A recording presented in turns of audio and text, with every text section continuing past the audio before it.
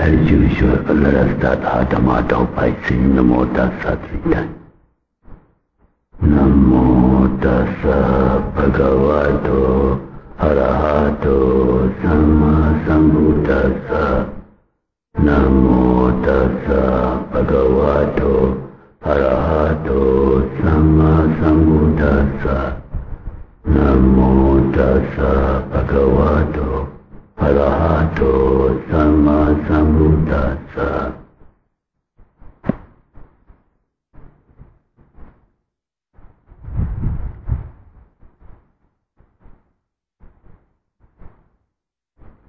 In our last talk we studied about dana or generosity. Today let us study something about this sila or morality. Sila or morality is the virtue, a mode of mind and volition, in Pali we call cetana, manifested in speech or bodily action. Also, it is clearly conscious and intentional restraint from the bad deeds.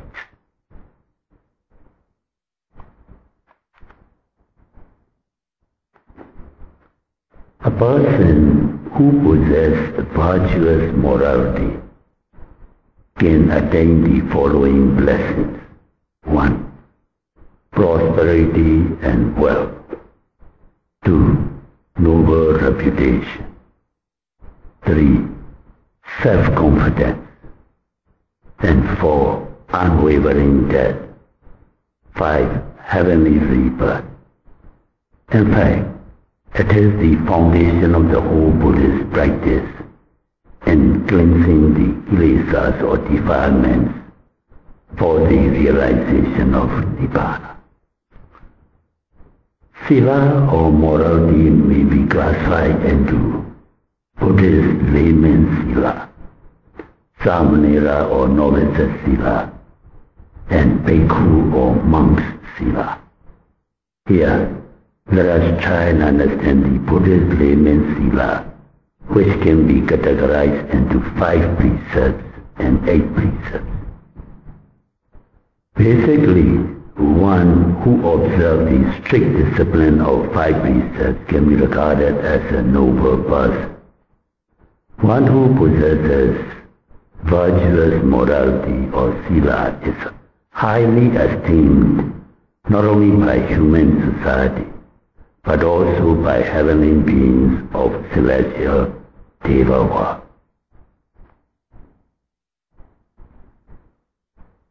The 5 moral rules, also called Panchasila, binding on all Buddhist laymen are 1. Panatipata Veramani, abstaining from killing any living being.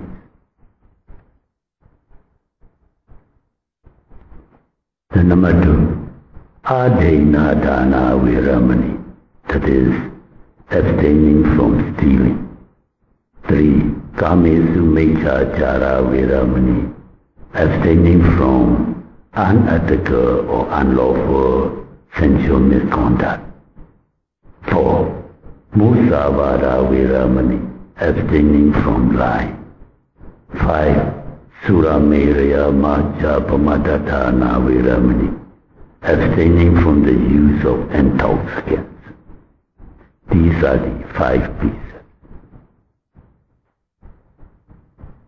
Those who observe the moral discipline of 5 precepts can attain human and celestial existences, and finally the Nibbana. To verify this fact, let us scrutinize the life story of Panchasila Samadhaniya Bhikkhu as an example.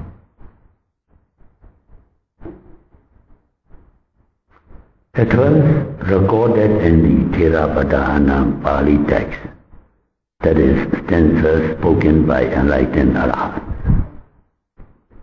One day he had an opportunity of listening to the admonishment of Venerable Nisabha Mahathera, the chief disciple of Buddha Anomadasi.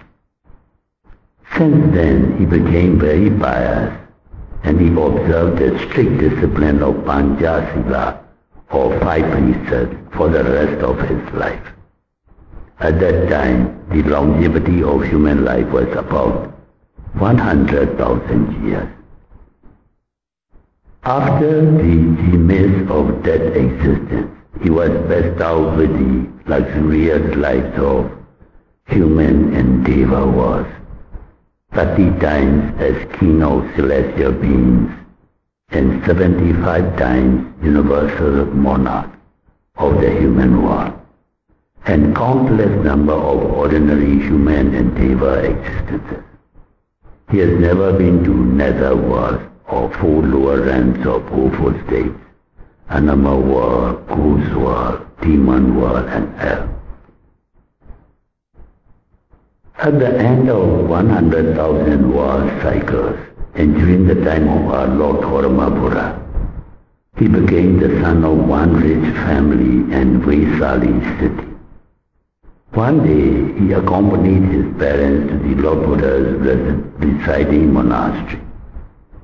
The moment he heard his parents taking the precepts, he was overwhelmed by the ecstatic bliss following the awakening memory of his previous morality virtue he practiced 100,000 world cycles ago. Then he observed this piti or rapture as meditation object, and he contemplated all the physical and mental phenomena as they truly are. He attained the various stages of progressive insight and their city, and realized Nibbana, and he became an Arhat. Being endowed with morality, concentration brings high fruit and blessing.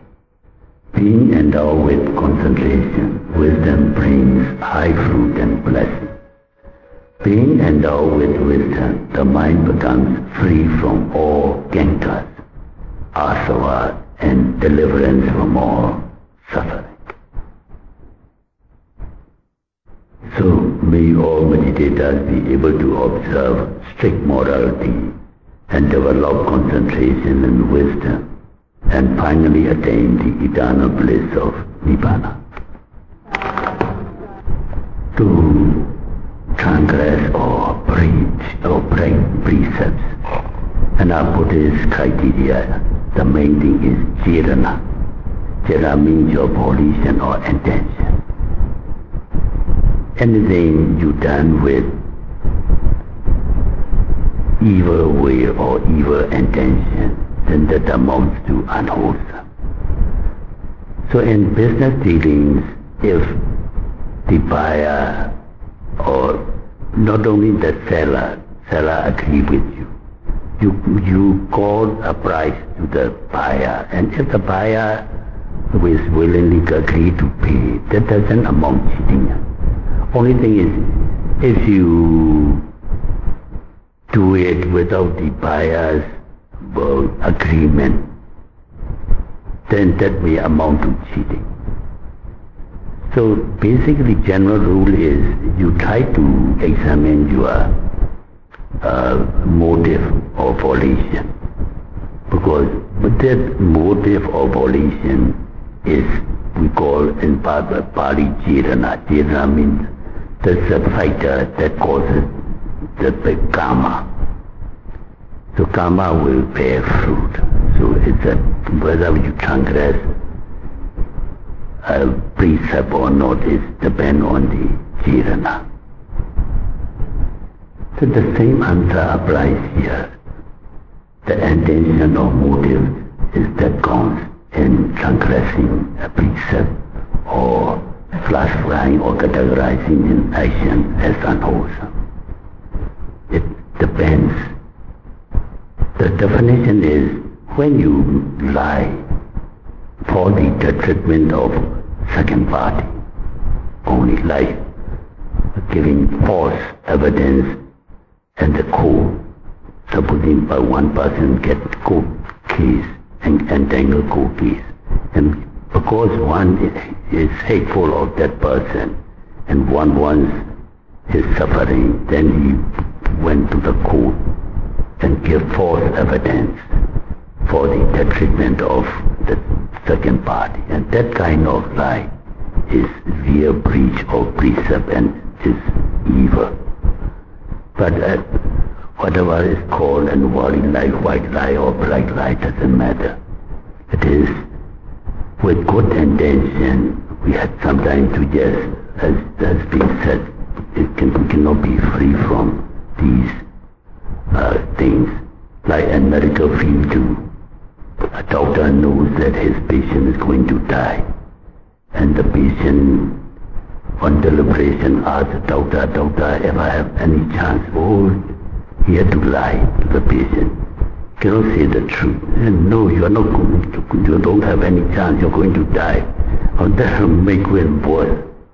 So he has to say, "Oh, you have a very good chance, don't worry, you recover." So that kind of thing is make good intention. So it doesn't amount to preaching of a precept or being evil. But a person who is bent on strict moral purity or pristine purity of one's sila or morality will never lie, whether be it a white or a grey or what color lie it may be classified. One will stick to the truth. It is said our Bodhisattva and his younger means before his parameters not yet mature, and when he is walking around in this samsaric life existences, sometimes he transgress other precepts like killing or other things. But it is said he never lied, he never transgressed his musafat. He maintained this one sila strictly. Others, because he sometimes kills, he's been to hell also. But he never lied. So, like that. So if one is bent on keeping one's sila at pristine purity, will never lie for any account or for any reason. If he doesn't want to say, he won't say, that's all. But he won't say a lie, regardless of, because of this relatives or something one favors. These are partialities. So in case of a spiritual purity, there is no partiality. Yes, our human society is quite complex. So we'll have to consider, I think, individually for a case to categorize its validity or this unwholesomeness. So the basic principle is the same. Your motive or intention. You tell lie for the detriment of others. So that is because all the unwholesome or evil actions are rooted in these three evil roots of greed, anger, greed or lobha, anger or dosa, and moha or delusion. So any action that is rooted in these is unwholesome, ethically unwholesome. Whether it breeds the precept or not depends on this jirana or volition or your intention of telling lies. As I said, if you are purposely telling lies for the detriment of others, then it amounts to breaking the precept.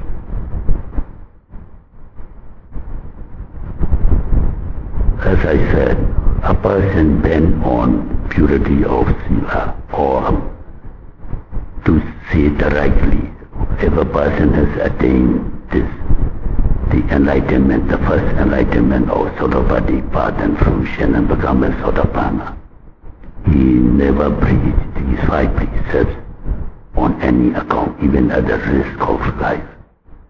He will don't break that precept. Yasana Pami Tikaya Neva Yoga. Tikaya means patience or forbearance. Forbearance can reach one to Nibbana. So to prove the authenticity of this saying, it is especially applicable in meditation. Meditation we have to be patient and forbear, especially of unpleasant sensations, or generally all the nivaranas of 5 hindrances. Out of that, mostly these unpleasant sensations we have to be patient. If we are not impatient and if we get frustrated and try to adjust our position every now and then mindfulness can be disturbed and concentration cannot develop. So if we can practice this patience, and every religious strive or effort, Buddha has admonished to develop 3 qualities. This patience, 1, forbearance, 1, and this perseverance. At the introduction of Mahasatipatthana Sutta, Buddha said, Atapi Samajano Satima. This atapi is a strenuous effort. Effort is what is meant, this perseverance and forbearance. So if you are patient, if you have developed forbearance, then you can patiently watch your object and you can clearly understand as they really are. So that is how you can be beneficial to gain Nibbana.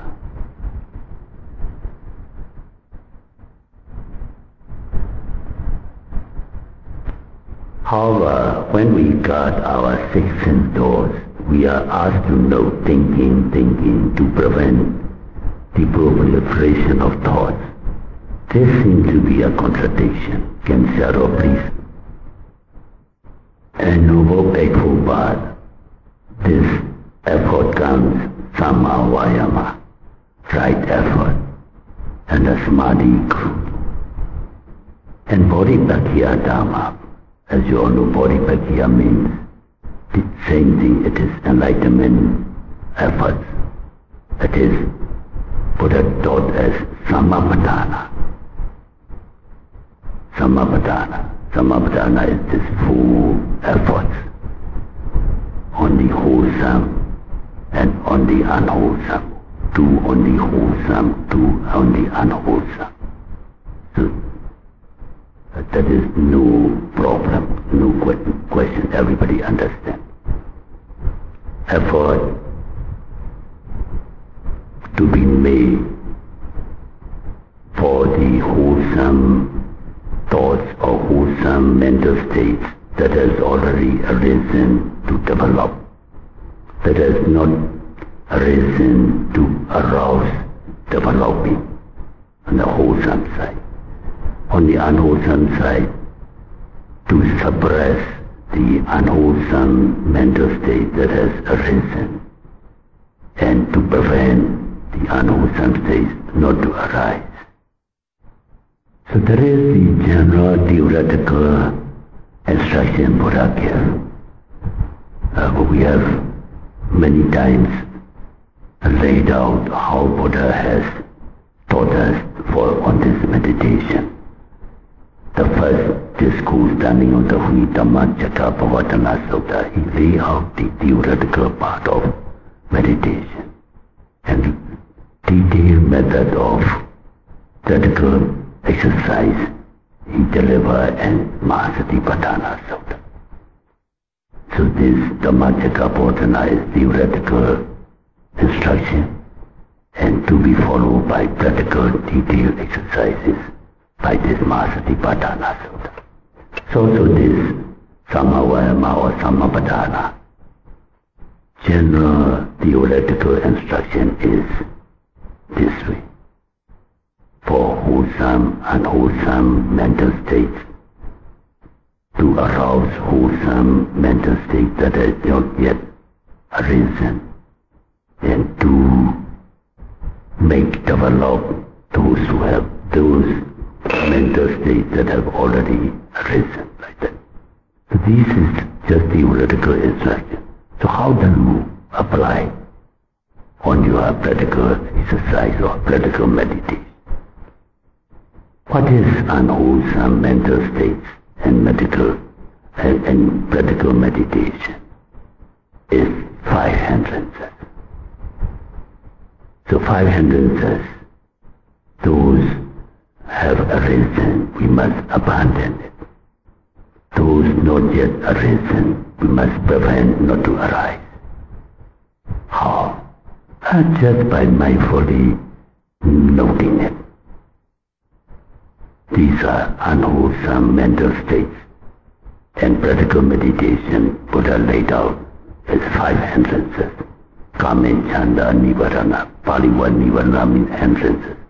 Kame, Chanda, Nivarana, Pyavada, Nivarana, Thina, Meda, Nivarana, Odeja, Kokoja, and Vichikeja. So these 5 hindrances are unwholesome mental states that must be suppressed if they have arisen. If they have not yet arisen and won, we must prevent these not to arise. How? By mindfully noting every object that arises through these 6 sense doors. Then the second part of the Samapadana or Samavayama, wholesome mental states. What are they? What do we have to develop, or what do we have to make it grow? What are the wholesome mental states and practical meditation?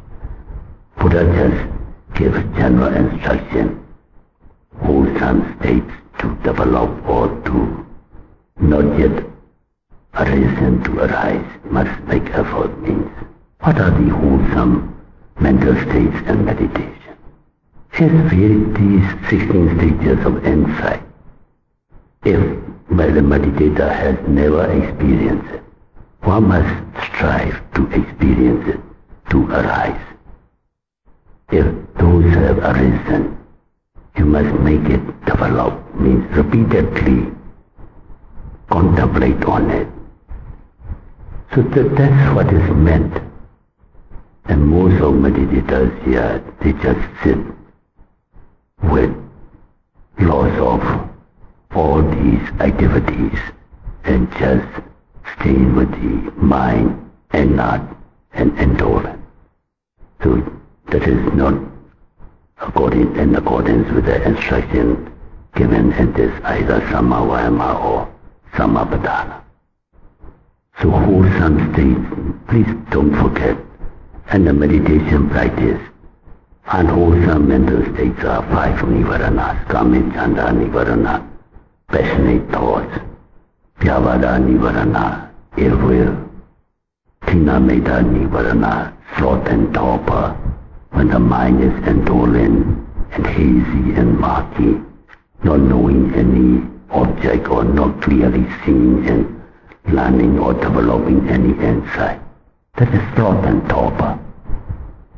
Then Odeja, Kokoja, restlessness and worry. Then Vichikeja, Nivarana, skeptical doubt. So these are unwholesome states to be suppressed if they have arisen. If they have not yet arisen, one must make effort not to arise by staying in Kochara Sambhajanya, meaning you fully occupy with full mindfulness or full awareness of the object. Then second part of the wholesome states, just now as said, to develop is insight wisdom or insight knowledge. The first one, Nama Rupa Pariccheda Jnana, the discriminating knowledge between mind and matter. When you are noting rising, falling is Vayodhatu. It's a rupa or material phenomena. The mind that is noting as rising, falling is nama or mental phenomena. Or if you are noting sitting and touch, sitting, the bodies that is sitting is rupa, Patavi Dhatu, predominant one is Prithvi Dhatu. And the mind that is noting as sitting or experiencing the touching sensation is nama. The two clearly different things. One must experience and clearly comprehend by one's own insight. So if not yet developed, we must purposely make it the mind, educate your own mind by contemplating that it is rising, falling is vaya dhatu, one element, it is rupa, one of the gross elements. And the sitting body, the body is made up of solidity. Solidity is Patavi Dhatu, earth element. So if these arise by its own, well and good. If not, we must purposely educate the mind to understand or to realize it. What is rupa? Rupa is made up of 4 gross elements. Actually, in Abhidhamma, 8, 10 decades. Never mind. In practical meditation, if you can verify the 4 gross elements, Mahabuddha, Patavi or earth element, water or Apo Dhatu or water element, Tejo Dhatu or heat element, Vayu Dhatu or wind element, is well and good. So, if realization does not come by itself, then you must verify, purposely identify your theoretical knowledge in your practical exercise. And that is what is meant, Samapadana or Samavayama. You must make effort.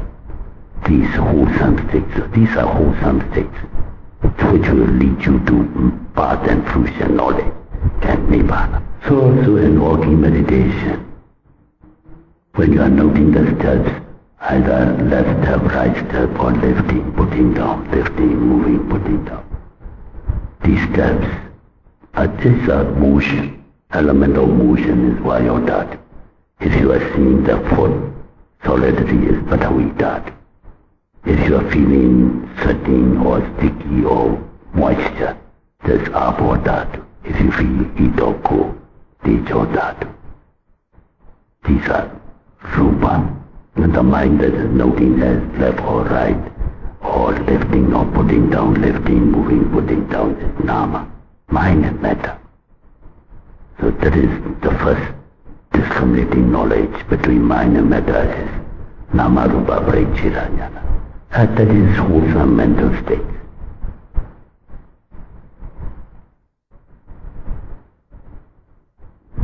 So also in the Manubhasana, when you are noting seeing, your eye and the object seen is rupa.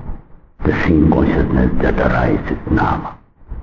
And when you are noting the sound, hearing, your ear and the sound is rupa. It's a material phenomenon.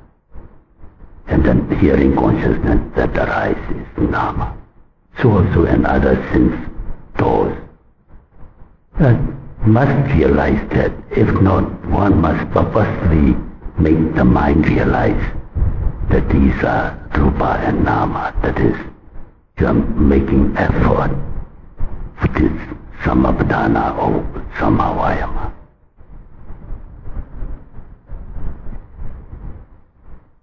So also, the second insight, pacchaya prajnana. When you are noting intentions of every activity, like intending to get up and getting up, intending to walk and walk, intending to turn and turn. Intention is the cause, the movement is the result, cause and effect, pacchaya prajnana. When you want to change from sitting to walking, you have to get up. So no, intending to get up, intending to get up and get up. The realization will come all because the mind wants or intends to get up, the body gets up. The body itself cannot get up. Like these things, unless you go and push or pull, they cannot move because they don't have the mind. We are endowed with mind and matter. We are a psychophysical complex being. So the mind is the forerunner of everything. Buddha said, Mano Bobanga Madama. So mind, because mind intends to get up, the body gets up. Before walking, if you note the intention to walk, intention to walk is the cause, walking is the result. Intending to turn is the cause, turning is the result. These are the insights, these are wholesome states of the mind that we are trying to, must make it develop or purposely force the mind to see that way.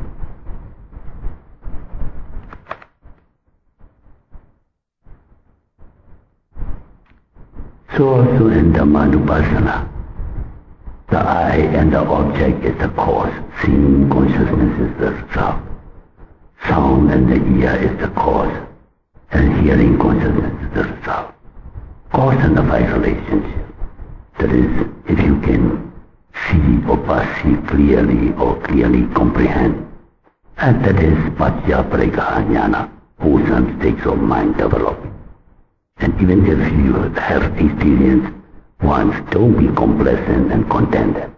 You must repeatedly make the mind grasp it until you can eradicate this Sakadati or Atta. There's no I. There's not a mind, not I am hearing or I am seeing. There's nothing, no I involved, no individual involved in it. Just the I and the object, the ear and the sound. And then hearing consciousness, just Nama and Rupa, cause and effect taking place. So if you, briefly speaking or concisely speaking, as Buddha says, Sankhedena, if in meditation, if you are still in conventional perspective, then these are unwholesome states and mental states. If you can perceive or if you can grasp this Paramatha Dhamma in your meditation practice as a meditator or even in every walk of life or in every day, if you can develop these Paramatha Dhamma, that is wholesome state, this Samapadana or Samavayama. Like when you hear a sound, immediately what is we choose to identify, I am hearing, oh, the sound is very pleasant. Oh, how many hours in the mind that that's unwholesome. Defilements all arise. If pleasant sound we feel happy and we want to grasp it. If unpleasant sound we get aversion. We get angry. That defilement. So briefly speaking, and this wholesome state, unwholesome state means Paramatha and this Panyati. If you are still in Panyati, it is unwholesome. If you can, as much as possible, see on the perspective, Paramatha perspective, and that is wholesome states you are trying to develop. So please don't forget. Meditation means we must make ourselves grasp this Paramatha Dhamma. That not I, not my ego, just a sound in the ear, the sight in the object, and that seeing or hearing consciousness arise, just mind and matter, cause and effect.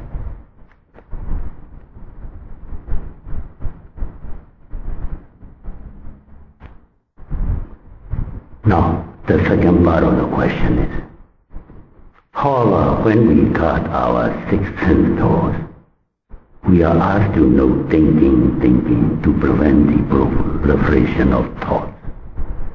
This seems to be a contradiction. Can Sayadaw please explain? It is not a contradiction. It depends on how you know. Just if I have what I have explained, if you understand, then it's not a contradiction. If you note as thinking, I am noting. Thinking is I. The thoughts are my past or my future. Then it is contradiction, of course, because you're still in Panyati. Mind and the mental object, if you stay in the Paramatha Dharma, and no I, just a thought arising out of the mental object when they come into contact. Mano Vijnana Dhatu, Mano Dhatu, and Mano Vijnana Dhatu, all these are arising its own accord on the Dharma. Like rain, when there is condition, rain falls, no condition, no rain falls. Where's I involved? So, if you can note the thought as thinking, without identifying that noting as I am noting, or the noting is I, or the thoughts are my experience, my thoughts, and that is defilement. Yes, that is contradiction. Same thing. And other thoughts, mind, not only mind, like if you note seeing, it depends how you note seeing. As I just now explained, if you can note seeing by noting seeing as mind and matter, cause and effect, and this is wholesome. And that is what we have to do as a meditator. If it is I am seeing, what I am seeing is a person, a woman, or a man, beautiful or ugly, or the one I love or hate.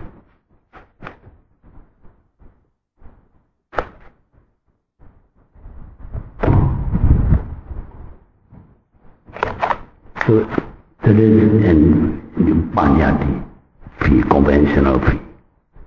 So then in that case, you are still not fulfilling this Samapadana. If just now I have explained, while noting seeing, the I and the object is Rupa, the seeing consciousness Nama. So also the mind and the mental object is, mind is Nama, mental object can be both Rupa and Nama. If you are thinking of ideas, then mind noting the mental, both are mental phenomena. If you are thinking of some persons or events or episodes, then the mind and the object is the Rupa. Like that, if you can understand these Pramatha Dharma, that is meant. Another important fact is we are making use of the mind. Its characteristic nature, most of you have this Abhidhamma knowledge. One thought moment can arise at one time only. No two thought moments can arise. So when a meditator is noting the thoughts as thinking, Buddha says, ekachara, mind arise alone means one at a time. So when you are noting mind is fully established, the thought cannot continue. That's how we are trying to suppress the thought.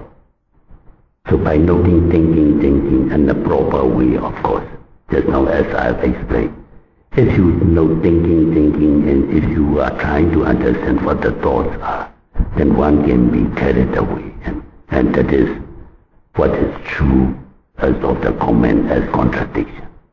If you can just note, like bare awareness, like when you are seeing, noting the scene, just be seeing.